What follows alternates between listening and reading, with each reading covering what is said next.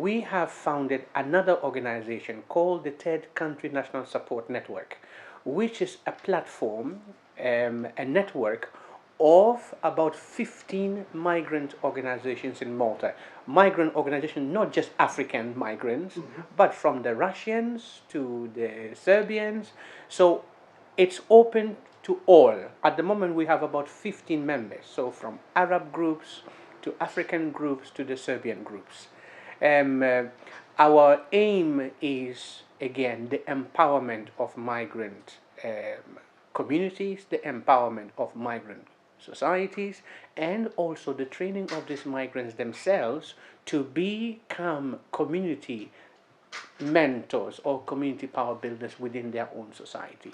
That is what we are doing now, because we believe that the key to the progress of migrants themselves is their integration and their own participation in the civic responsibilities in the country. Of course, Malta doesn't have an integration policy, and that is one of the key struggles that migrants face.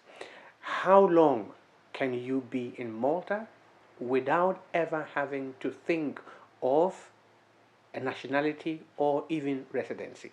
That is one of the major problems facing most of the African migrants who arrived here, some of them since 2004. And the recent rumors of deportation or media reports of deportation is testament to that. So we deal with people who are living in Malta with subsidiary protection or refugees, who have remained refugees or remained people with subsidiary protection since over 10 years, who do not know what is my future. They are basically living in a limbo. One day I might be settled down in a different country, which is probably in another EU country or in America. Then you are dealing with those whose asylum application at that time had failed, but who, for no reason, but for no fault of their own, the government could not return them back for issues of lack of papers, lack of diplomatic channels, but they've been living here and given a temporary status, so THP, this is temporary humanitarian protection, or THPN, which is temporary humanitarian protection new, which is a sort of a regularization process, which was taken by the then refugee commissioner in recognition of the fact that these people could not live in a legal limbo, so they were given some form of protection, albeit local, and given the right to work and some basic rights. Again, how long can a person be given a basic right? So, for example, if you're dealing with a person who has got a THPN or THP, the person has a valid working permit, which is renewable so often 3 months, 6 months, or whatever. The person is paying taxes, paying national insurance, but the person has no right to social benefits. The person has no right to pension, although the person is paying contributions. The person has got access to medical care, but is the person then paying the national insurance only for medical care, or are they paying the national insurance because they think of living in Malta in the future and retiring and getting a pension? And this is where the problem for me is. It looks as if that there is a rejection of the people who have arrived here irregularly, even if they are refugees. Should they remain refugees all their life? There seems to be a thinking that one day Somalia will get better. So all the Somalis who have got subsidiary protection, they should live in Malta in limbo for as long as it takes for Somalia to become better. How long will be that? Haji has been living here since 2004. He died under a bridge last week. He's been here half of it. Haji was 45 years of age. He was living here since 2004. That is 12 years of his life. He hasn't seen his wife. He hasn't seen his children.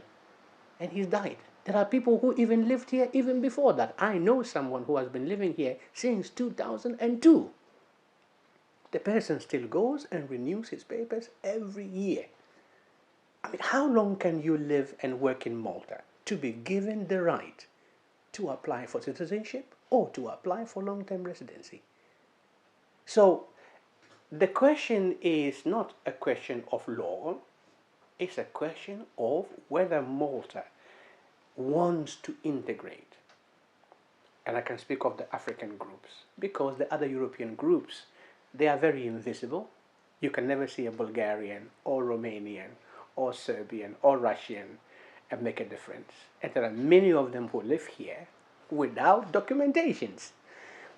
But the Africans are very, very visible. Even their coming is very visible.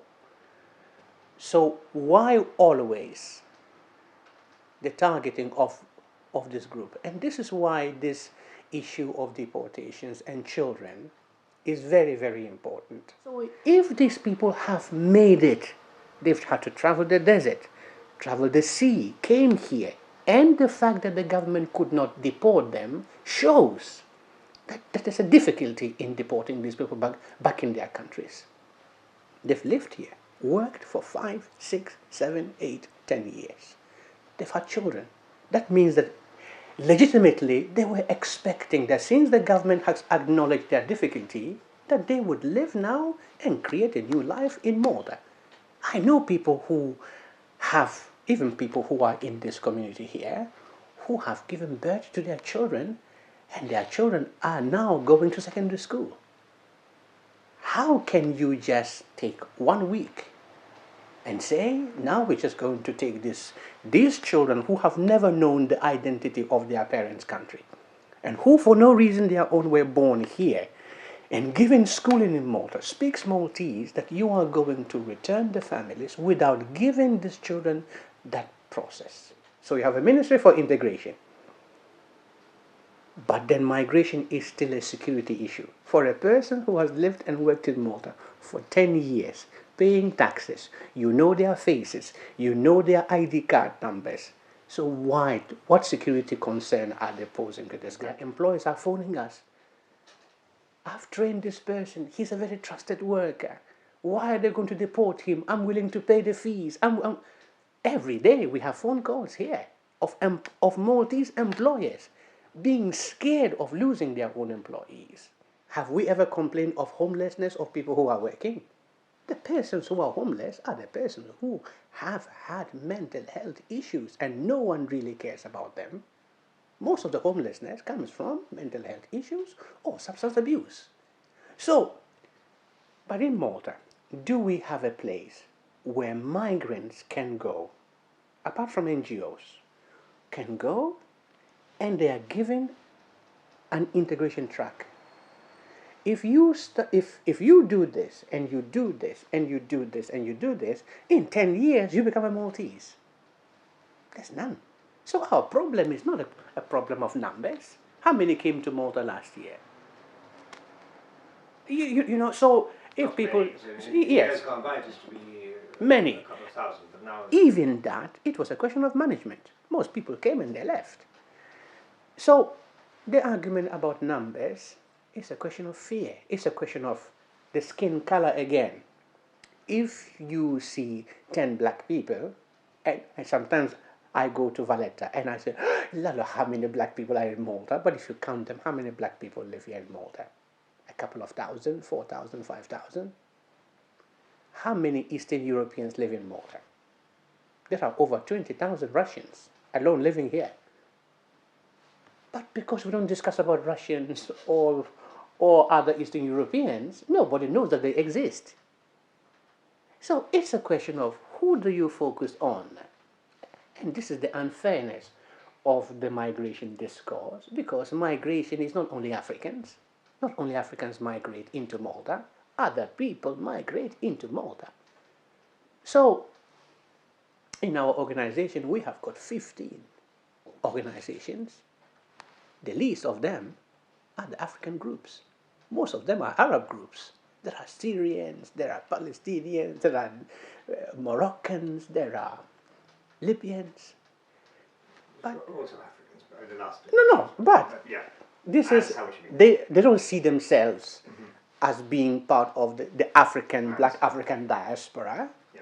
So the discussion is always, If there is no space, who is there no space for? The black man. Is there space for a Russian?